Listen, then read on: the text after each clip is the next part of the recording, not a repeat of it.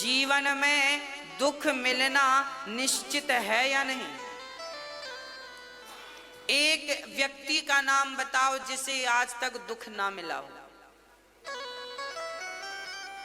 एक का नाम बताओ, आपके पड़ोसी में कोई हो, पड़ोस में आपके पड़ोसी तो आपसे ज्यादा परेशान है,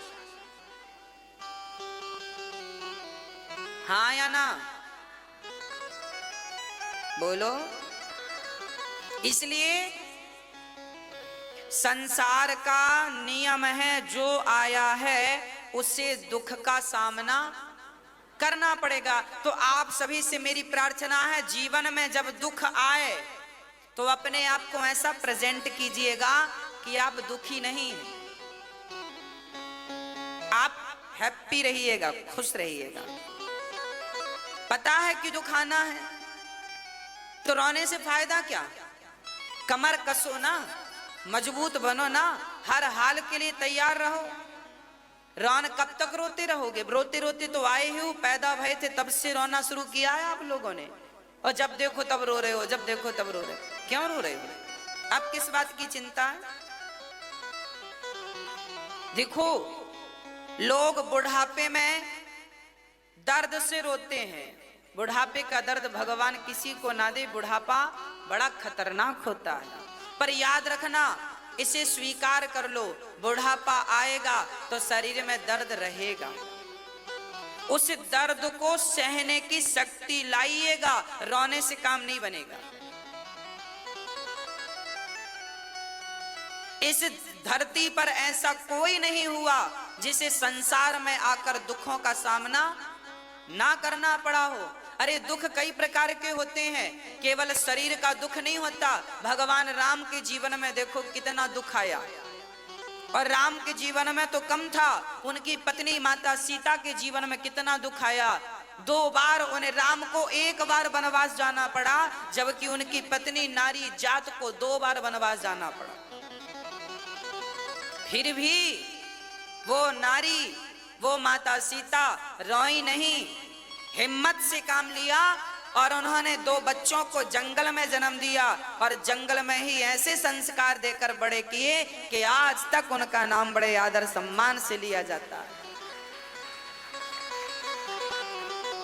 जरूरी नहीं है कि बच्चों के सिर पे पिता का साया हो, पिता का हाथ हो। अरे माँ ही अपने बेटे को लव कुश बना सकती है, माँ ही बेटे को संस्कारी बना सकती है।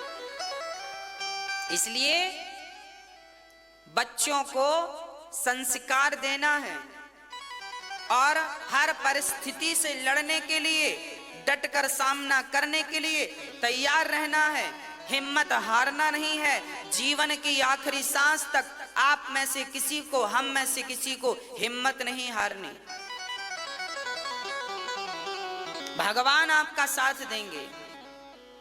हिम्मत मत हारिएगा, घबराइएगा मत, परेशान ना होइएगा, भगवान आपके साथ हैं। हाँ, हमारे भगवान भी जरा परीक्षा लेते रहते हैं।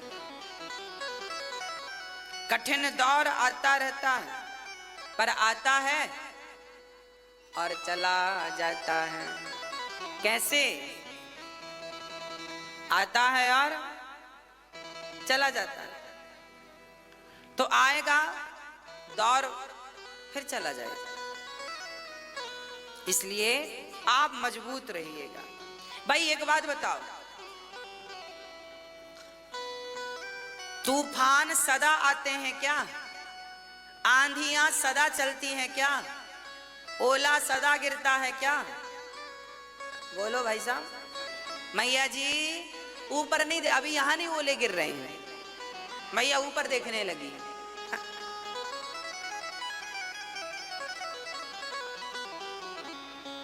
आंधियां रोज नहीं आती, पर जब आती है ना, तो आंधियां क्यों आती हैं? आंधियां इसलिए आती हैं कि वो पेड़ को, वृक्ष को देखना चाहती हैं कितना मजबूत है। जो वृक्ष कमजोर होता है, जड़ कमजोर होती है, वो तो आंधी के एक झोंके में गिर जाता है। और जिसकी जड़ मजबूत होती है ना, आंधी उस पेड़ को यहाँ यहाँ यहाँ यहाँ घुमाती है। कभी पेड़ ऐसे होता है, कभी पेड़ ऐसे होता है, पर जब मजबूत उसकी जड़ होती है ना, तो आंधी को ही हार के जाना पड़ता है। वो तो अपनी जगह पर अडिग होकर खड़ा रहता है। बस आंधियां आएंगी आपके जीवन में, दुखों की आंधियां आएंगी, संकट की आंधियां आएंगी।